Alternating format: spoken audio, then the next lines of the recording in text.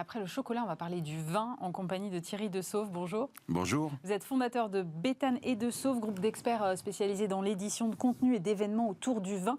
Et c'est vrai que je voulais vous recevoir maintenant parce qu'on va rentrer, ou on est déjà rentré cette semaine dans la période de foire au vin, notamment du côté de la grande distribution.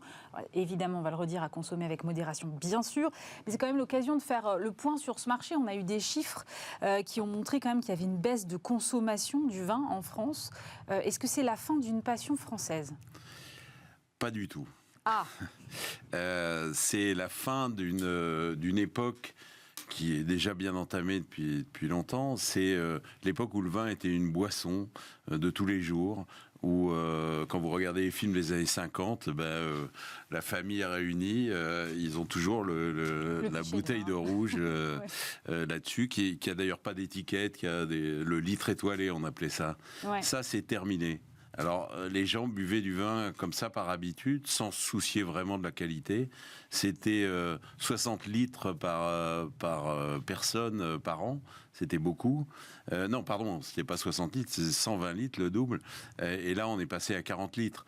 Donc, ça montre bien le changement. Mais en revanche, je crois que j'ai vu il y a quelque temps un sondage qui disait que pour 96% des Français, le vin, c'est un produit culturel inséparable de l'idée de la France, qui se fonde la France. Et c'est vrai.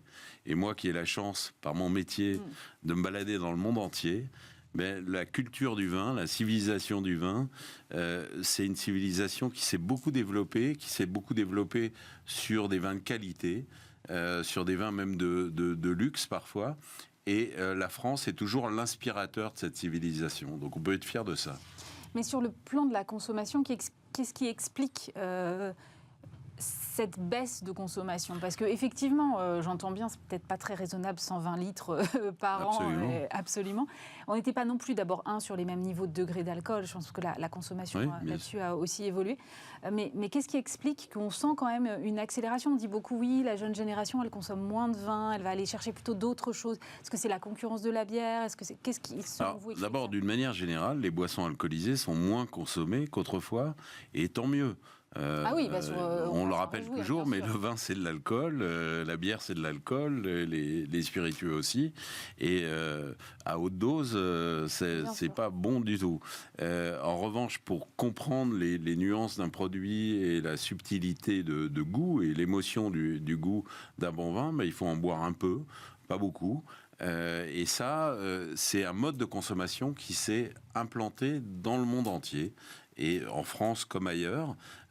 Mais aujourd'hui, le vin, c'est toujours un moment partagé avec des amis ou des connaissances, et c'est toujours une émotion.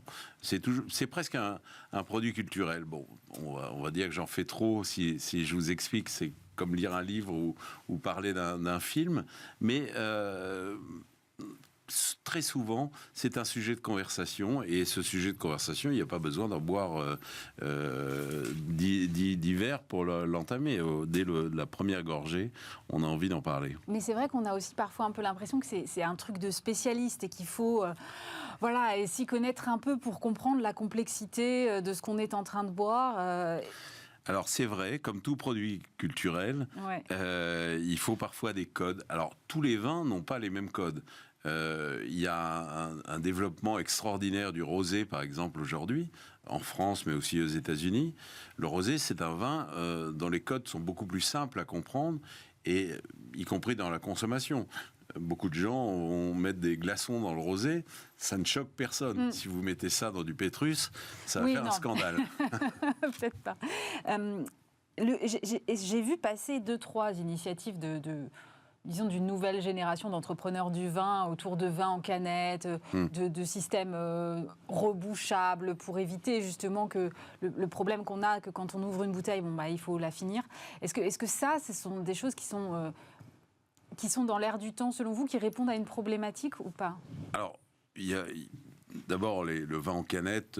J'ai un âge un peu plus élevé que le vôtre, et je me souviens qu'un des premiers sujets que m'avait donné mon rédacteur en chef de l'époque, c'était le développement du vin en canette. Bon, donc vous voyez qu'il y a des modes comme ça qui reviennent et qui ne s'imposent pas forcément. Ensuite, il y a des vrais sujets. Il y a des vrais sujets comme le bilan carbone, comme la façon de consommer le vin, etc. Et c'est vrai que le tout bouteille, le tout bouchon de liège, c'est pas forcément une obligation. On peut découvrir les bons vins et s'intéresser aux vins avec d'autres types de contenants. On n'est pas obligé aussi d'envoyer tous les vins par avion cargo dans le monde entier. Il y a beaucoup de façons. Aujourd'hui, le vin, c'est aussi une agriculture. Et qui est qui se pose beaucoup de questions et qui réfléchit beaucoup plus qu'on veut bien le dire sur le respect de l'environnement et la durabilité. Et puis aussi dans sa consommation et dans sa commercialisation, il y a aussi beaucoup d'enjeux qui me paraissent plus importants que les nouvelles tendances, si on va passer de la bouteille à la canette, etc. Il y a encore une fois, l'économie du vin, elle est au centre des enjeux planétaires actuels, comme beaucoup d'autres économies, mais elle entame sa transformation et elle l'entame d'une manière assez diversifiée et assez intéressante à suivre, parce que c'est une économie extrêmement déconcentrée. Il y a énormément d'opérateurs de vin, il y a énormément d'entreprises, des PME, des TPE, des un peu plus gros. Tous ces gens réfléchissent, se posent des questions, et il y a une ébullition.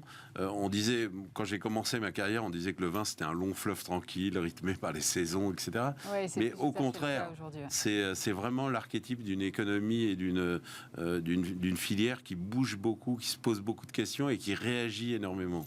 Oui, mais justement, on en parlait pas plus tard que la semaine dernière avec Thomas Hugues dans Smart Impact qui recevait les représentants du Bordelais et qui disait effectivement à quel point c'était compliqué pour eux même de faire des projections parce que les aléas climatiques, le changement climatique, aujourd'hui, les amener à se poser toutes ces questions. Et ils ont évidemment évoqué ce que vous disiez, c'est-à-dire toute la question de la transformation du transport, du conditionnement aussi. Mais sur le changement climatique aujourd'hui, est-ce que vous pensez qu'on va voir certains vignobles disparaître, par exemple, ou que certains vins vont monter tellement en degrés que ce ne sera plus possible de les exploiter sous cette forme? Comment est-ce que vous voyez les choses? Alors, il y a évidemment des grands changements. Il y a des changements positifs et négatifs pour le vin. Je ne parle pas pour la planète, pour le vin, pour la vigne.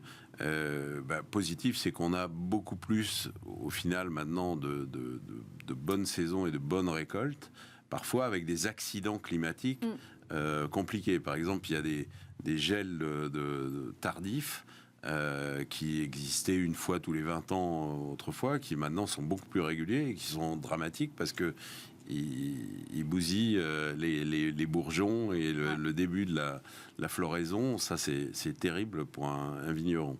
Mais donc, il y a ces changements-là. Il y a aussi un changement dans la nature des vins. Effectivement, dans beaucoup de vignobles du Sud, on fait aujourd'hui des vins avec des plus forts degrés. Vous parliez de Bordeaux tout à l'heure. Il y a 30 ans, 40 ans, un Bordeaux, il fallait ce qu'on appelait chaptaliser, c'est-à-dire rajouter un peu de sucre dans les cuves pour remonter le degré, parce que le degré était souvent trop faible.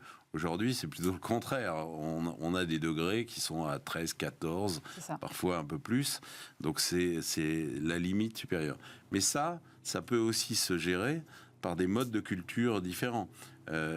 Autrefois, on éclaircissait les vignes, c'est-à-dire qu'on enlevait les feuilles pour que les raisins soient plus en contact avec le soleil. Aujourd'hui, on recouvre les vignes de feuilles pour que les raisins soient protégés du soleil et mûrissent tranquillement sans trop d'impact de cette chaleur et de cette exposition. Donc il y a beaucoup de choses. Et puis, dernier point, il y a aujourd'hui des vignobles qui renaissent. Effectivement, des vignobles septentrionaux. On fait aujourd'hui des sparkling wines, on ne va pas dire du champagne, mais dans le sud de l'Angleterre. Mais il y a par exemple deux jeunes entrepreneurs français qui ont créé un vignoble à Versailles et qui est extrêmement intéressant. Nous, on les suit depuis longtemps. Ça s'appelle la Bouche du Roi. C'est vraiment très, très intéressant. Et c'est aussi un nouveau style de vin, avec moins de degrés, mais beaucoup de finesse, beaucoup d'élégance, parce qu'il y a des bons terroirs dans le nord de la France aussi. En tout cas, quoi qu'il en soit, pour l'instant, la France est en surproduction, ce qui a conduit le ministère de l'Agriculture au début du mois de février, je crois, à autoriser l'arrachage de certaines vignes. Est-ce que c'était une solution adéquate selon vous? Alors, on ne pouvait pas faire autrement? Le vin, on parle du vin, mais en fait, il y a des vins, des typicités, des styles, des opérateurs et des systèmes de commercialisation. Par exemple, à Bordeaux, il y a un système extrêmement performant pour vendre les grands crus dans le monde entier, avec des négociants qui sont installés à Bordeaux depuis des siècles et d'autres un peu partout dans le monde. Ça fonctionne très bien, mais ce système-là n'est pas du tout adapté pour vendre des Bordeaux de début de gamme ou des Bordeaux d'un nouveau style dans le cœur de marché, c'est-à-dire entre 5 et 15 euros, on va dire. Donc ces gens-là se retrouvent tout seuls, avec très peu de moyens de commercialisation. Du coup, se retrouvent un peu étranglés par la pression des prix, par la grande distribution qui est la seule à vouloir vendre leur vin, qui évidemment joue sur ces prix. Du coup, beaucoup de ces gens-là ne s'en sortent pas. Et voilà comment, dans certains secteurs, même à l'intérieur d'un grand vignoble comme Bordeaux, on doit arracher des centaines d'hectares, alors que d'autres crus se sont jamais mieux vendus et dans des conditions planétaires formidables. Donc, ce qui est très important, et c'est un peu notre métier aussi, c'est de mettre en avant les vins qui correspondent au goût du public, qui ont un potentiel de développement, et les opérateurs qui ont un potentiel de développement. Il y en a beaucoup. Moi, quand j'ai commencé mon métier, le vin, c'était une affaire de famille traditionnelle qui ne se posait pas forcément toutes les questions de s'ouvrir aux nouveaux modes de consommation, aux nouveaux clients, aux nouveaux opérateurs, aux nouveaux marchés. Aujourd'hui, je suis frappé par la variété des producteurs et la qualité d'entrepreneurs de beaucoup d'entre eux. Donc ça, c'est quand même